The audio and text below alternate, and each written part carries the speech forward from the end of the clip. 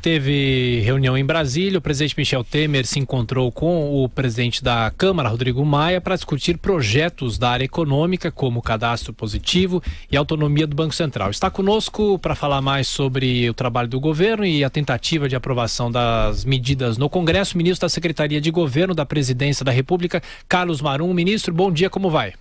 Bom dia a todos os ouvintes. Vamos bem, como diz, nem tão bem quanto a gente quer, nem tão mal quanto os adversários querem, né? Mas é a melhor forma de estar na política. Ô ministro, será que é possível aprovar esses projetos da área econômica ainda nesse primeiro semestre? Veja bem, são projetos necessários, tá? São projetos necessários, são projetos positivos, são temas e questões que melhoram o ambiente para a realização de negócios e dessa forma eles contribuem com o crescimento econômico do país. Então nós estamos confiantes. Claro que tudo num ano de eleição se torna um pouco mais difícil, mas nós estamos otimistas em relação à rápida aprovação do cadastro positivo. Nós precisamos trabalhar a questão da reoneração da folha, precisamos avançar com a capitalização da Eletrobras. E temos esse projeto de fundo e altamente reformista, que é a autonomia do Banco Central. O presidente Temer é um presidente reformista, né? Se propõe a fazer as reformas que o Brasil precisa e nós vamos avançar também nessa pauta. Denise. Ministra, é Denise quem está falando, bom dia. Em relação a essas medidas que o senhor colocou, a gente percebe cada vez mais uma indisposição do Congresso em aprovar e má vontade mesmo. A gente percebe, inclusive, uma mudança na posição de Rodrigo Maia, que tem uma grande responsabilidade no encaminhamento dessas medidas. Ele já deu declarações contrárias, por exemplo, ao projeto de privatização, que na verdade o senhor chama de capitalização da Eletrobras. Nós já tivemos mudanças muito grandes em relação, por exemplo, à reoneração da folha de salários, com exclusão de vários setores, então, mesmo que fosse aprovada, o resultado seria muito pequeno. E há uma dificuldade até em relação ao cadastro positivo, porque há uma interferência de instituições do setor privado, se imagina aí uma invasão na privacidade do consumidor, se bem que seria um dos fatores que poderia ajudar a derrubar os juros. O governo não conseguindo avançar com essa agenda, como é que o presidente Temer vai manter esse discurso de melhoria de atividade econômica? E mais do que isso, a economia já tem apresentado alguns dados meio decepcionantes. Veja bem, nós alertamos, avisamos a todos de que a não aprovação da reforma da Previdência é um fator que remete para um futuro próximo uma insolvência da economia brasileira. Então nós estamos efetivamente remando contra uma maré que é complicado. Você sabe que o Brasil não é viável mantido o atual sistema previdenciário. Então nós que prevíamos um ambiente de euforia econômica nesse 2018, hoje estamos confiantes e certos de que vai haver um crescimento econômico significativo, mas não deixa de ser uma oportunidade perdida pelo Brasil. A não aprovação de uma reforma da Previdência se constituiu numa oportunidade perdida pelo Brasil. Hoje temos outras questões. O presidente Rodrigo Maia, em relação ao cadastro positivo, tem sido praticamente o comandante e o grande incentivador da aprovação desta medida. Tá? A capitalização da Eletrobras, ela é necessária, ela vai ter que ser feita. O que nós queremos? Nós queremos que ela seja feita com recursos privados. Tá?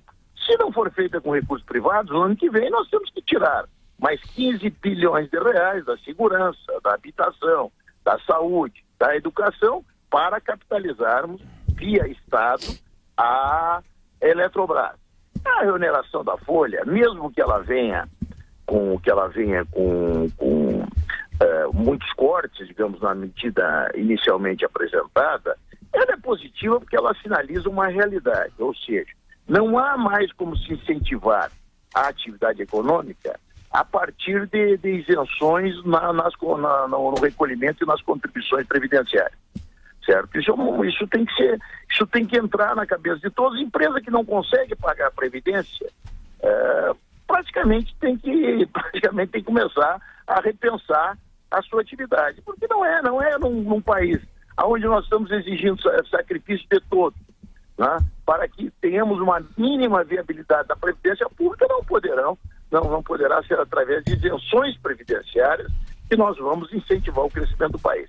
Então, mesmo que nós que somos um governo que não pensa só no amanhã, o presidente Temer é um estadista, ele pensa no Brasil como um todo, pensa no Brasil também em termos de futuro, nós vamos insistir nessas medidas e temos, digamos, a expectativa de que elas possam avançar. Até porque o presidente Rodrigo Maia, ele é mais do que consciente de que essas medidas são necessárias e positivas. Ministro.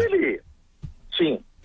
Bom dia. O senhor está falando sobre o presidente da Câmara, Rodrigo Maia, que é também um pré-candidato. Na verdade, a Câmara tem segurado algumas das medidas da pauta econômica nas últimas semanas e ele tem atuado, principalmente nas declarações, como um contraponto ao governo, feito várias críticas ao governo.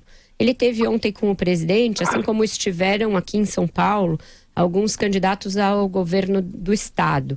O presidente entrou numa articulação aí para tentar reduzir o número de pré-candidatos à presidência e tentar uma aglutinação no tal centro? Olha, é evidente que em termos eleitorais, em termos de próxima eleição, eu até digo, os setores de bom senso da economia, da política brasileira, da sociedade brasileira, tem que se aglutinar em torno de no máximo 2 candidaturas de centro.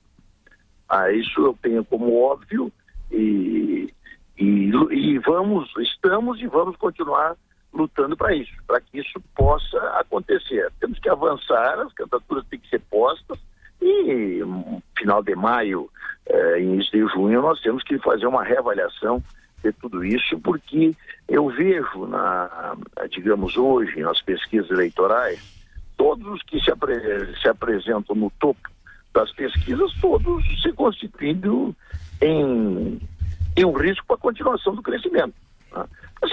Ser presidente da República, ela não é questão de querer, ela tem questão de saber ser presidente da República. E nós não vamos eleger um ditador na próxima eleição, nós vamos eleger um presidente que tem que ter capacidade de articulação com o Congresso Nacional, que tem que ter uma visão ampla do país. E por isso que eu sou um defensor da pré-candidatura do presidente Temer, porque ele já vem com capacidade comprovada. Eu não consigo ver entre os pré-candidatos que estão postos aquele que tenha, digamos, as condições que tem o presidente, que mesmo navegando nesse mar de ampla tempestade, sendo o mais perseguido presidente da história do país, pelo menos no exercício do mandato, conseguiu fazer com que o Brasil avançasse tanto em tão pouco tempo. Ministro Carlos Marum, mais uma vez, obrigado pela entrevista à Jovem Pan, boa semana. Positivo, eu estou à disposição. Tá? Um grande abraço a todos e boa semana.